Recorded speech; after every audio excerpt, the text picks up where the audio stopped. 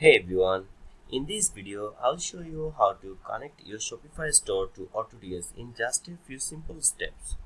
Whether you are dropshipping or automating your store, this integration will save your time and streamline your business. So let's get started. First, go to autods.com and log into your account. If you don't have an account yet, click sign up and create one. It's quick and easy.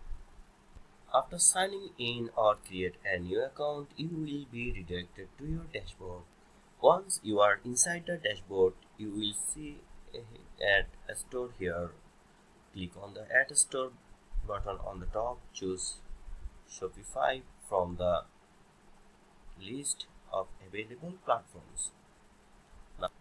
Now go to Shopify and go to your store. Then search for apps.